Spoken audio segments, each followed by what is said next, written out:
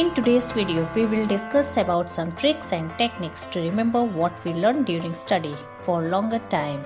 So let's start. Read few and practice more.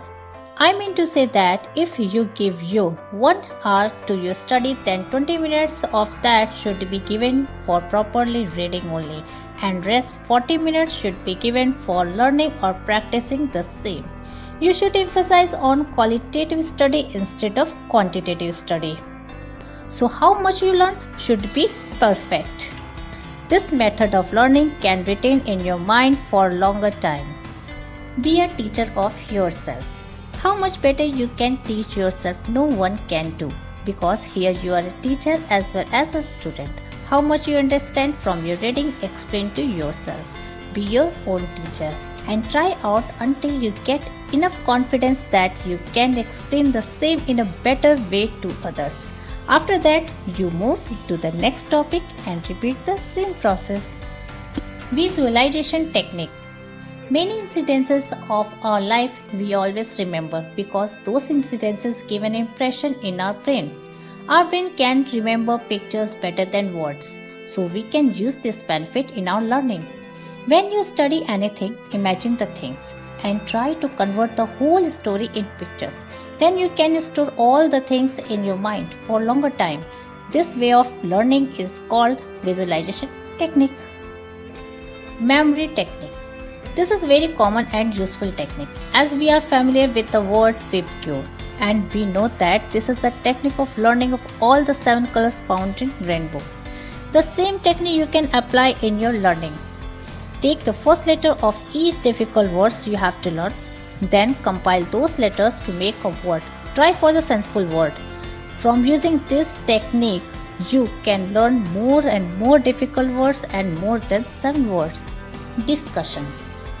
If you get bored of any topic or subject or get trouble in learning, discuss with your friends. This makes your learning more interesting and concept will be more clear.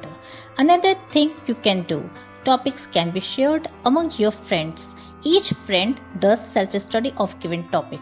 At the time of group study, all the friends discuss their own topic. Self-evaluation. You have to take your test time to time and recall all the things in your mind, or you can write anywhere, then tally with your notebook. Find out your mistakes. Your mistakes will be retained in your mind for longer time. So here is a better chances of improving your learning. Take a break. It's duty of our brain to remember whatever we learn and recall them. So it should be our duty to give rest to our brain by taking break during study time to time for 5 to 10 minutes after every 25 minutes of study. So your brain will energize again and do better work. But taking break does not mean that you should engage in mobile or video game. You should do those activities in meanwhile that give rest to your brain. Like you can do meditation or yoga, can listen to pleasant music, or if nothing else you can go for a walk. Take a nap after a long study.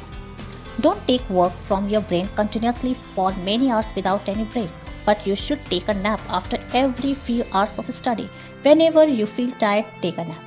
When we sleep, whatever we study, transfer from short-term memory to long-term memory and brain get active again. Make a summary or revision note. During study, make a summary or revision notes of that, in which all the important points should be covered. It will help you till your exams. In limited time, you get prepared only by going through the revision notes in exams. Set a timetable according to yourself. Set a timetable according to you, not others. I mean to say, don't follow others' study routine. Select your time for study in which you are most active and your brain works best. Suppose you have a classmate who get up early morning daily, study and get good marks. You know very well that you can't get up early in the morning. So how can you think about early morning study? If you are comfortable with late night study, then do same. Whenever you are most active, select that time for study and set timetable according to yourself. Draw a flow chart. This is very unique idea of remembering the whole chapter. At the end of each chapter, you can draw a flow chart. All the topics of chapters should be covered in that. You can write about each topic or heading in short in flowchart. By this way, the summary of whole chapter can be prepared in few words and in your words, which will help you in your exams too. Flowchart or any diagram can be written in our mind for longer time. I hope all the tricks or ideas I have explained to you in your today's video will help you to remember your study for a longer time. Comment your views and share this video with your friends. So enjoy your study. All the best.